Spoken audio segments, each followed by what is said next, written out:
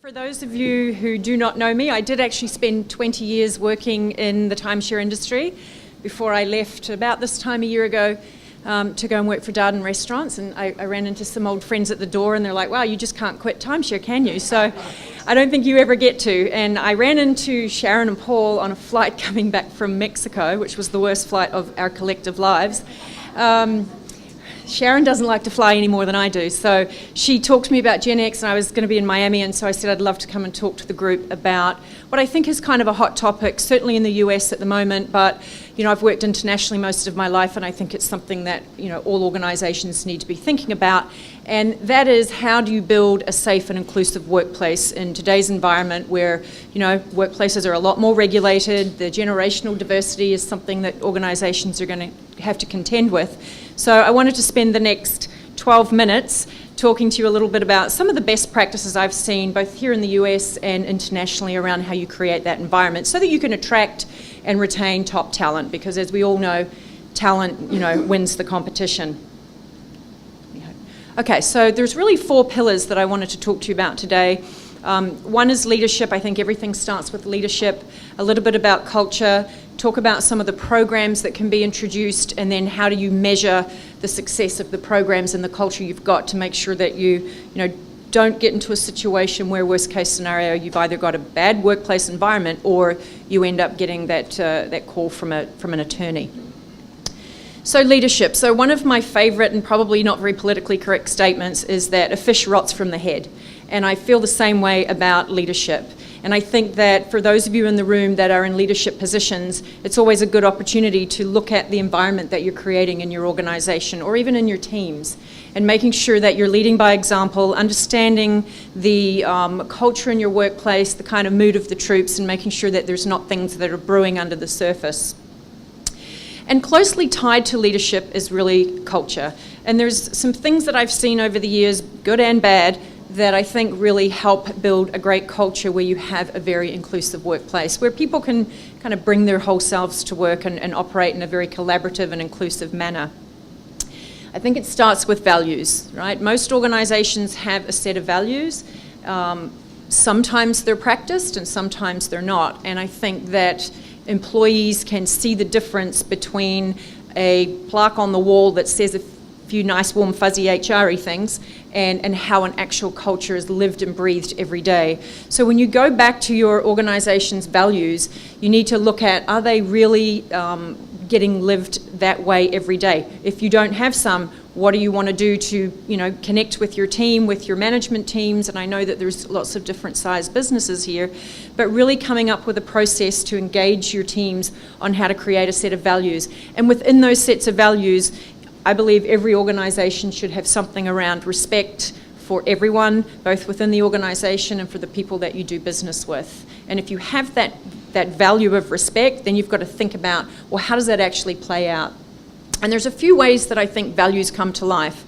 Again, it always goes back to the leadership, but you should always be looking to hire people, promote people, develop people, reward those people that really live and breathe those values every day. Because I will tell you that the next generation of employees coming up through the workplace, whether you agree with it or not, are looking for values-based organisations, and they will make a decision about where they go and work, especially in the US where we've got, around 4% unemployment. They will make a decision on where they go and work based on the values that they see from the organisation.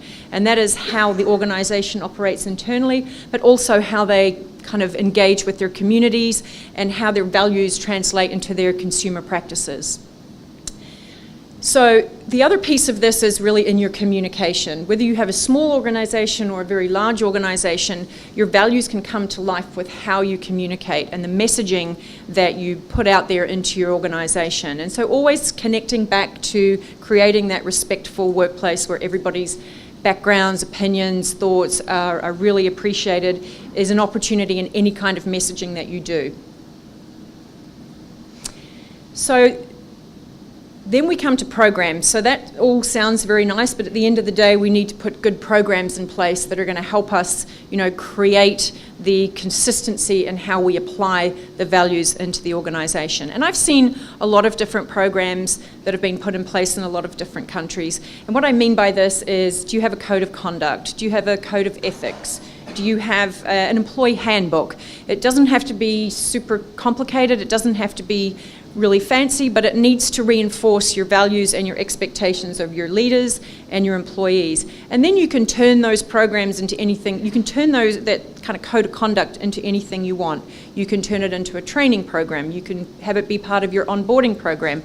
And I think best practice really is to make sure that it is trained and rolled out throughout the organization, and that everybody kind of understands the expectations, so that, whenever you're bringing on new people, or every year when you're recommitting people to the values of the organization, that they clearly understand the expectations. And the other part of that at this stage, certainly again in the US, but in other countries as well, is that there's an expectation from a legal perspective that you are training your people in expectations around workplace behaviour, especially in some states around sexual harassment and workplace bullying. So make sure you understand, if you don't have a legal department, talk to your external counsel to make sure that your programs are actually up to speed, and that you're not breaching some of the fascinating laws that we have in all of the different countries that we operate in.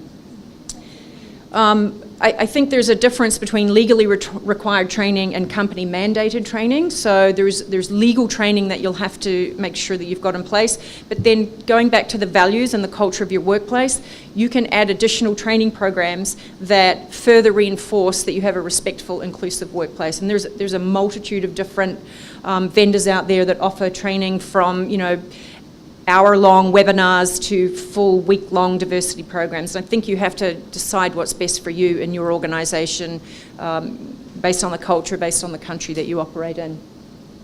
The other thing that I've seen work really well is making sure, nobody wants to be surprised by a class action lawsuit letter, right? That's everybody, certainly my worst nightmare, and I'm sure it's my general counsel's worst nightmare. So you need to have outlets for people to be able to raise any concerns in a way that is genuine, and that there's no retaliation for bringing those concerns forward. And there's a couple of ways that you can do that. Obviously having an open door policy is probably the best first line of defence, and creating a culture where people feel they can go and talk to their manager, or if it's not their manager, their boss's boss, or their HR department, or their legal team, or their compliance officer. Again, it depends how small or large your organisation is, but creating that internal forum for somebody to come and say, listen, I'm having an issue here and I'd like to get it resolved. Because most of the time what I've seen in my career is when it's not handled well internally, and this is not always the case, but for the most part, when it's not handled well internally, that's when you find external attorneys starting to get into the mix. And certainly for those of us that live in Florida, everybody knows of Morgan & Morgan.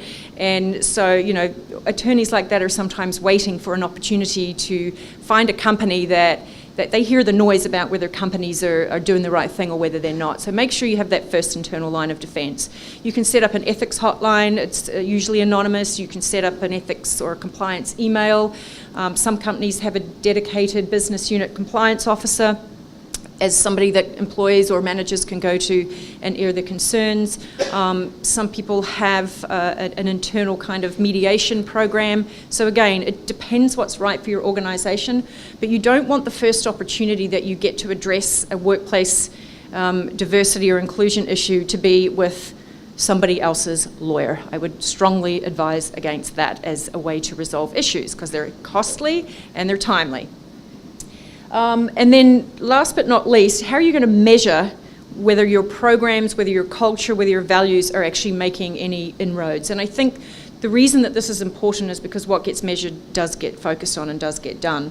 And again, you can have something very, very basic to a comprehensive program. One of the things that we do at Darden is we have multiple, forums for people to go to if they have concerns, and then we gather all that input through a centralised system, and we report quarterly to both the leadership team, and then we have to report to the board, to the audit committee. And that gives us an opportunity to make sure that we're looking for red flags, right? Again, this is not an area that you want to be surprised in. And so looking for those red flags, looking for, if you're a geographically dispersed business, looking for trends in particular geographies or under a particular leader or in a particular business unit. Again, looking for ways to understand you have a problem before the problem hits you. Prevention is always better than cure in this space. And last but not least, I think I just want to leave you with this. I've always said people don't leave companies necessarily, they leave bad managers. And I think that the most impactful thing that we can all do, and it's hard sometimes, and it's getting harder in the current employment environment, is make sure that you're investing as much time and energy and money in finding the right talent for your organization. Because people will follow leaders that they respect, they will follow leaders that treat them with respect.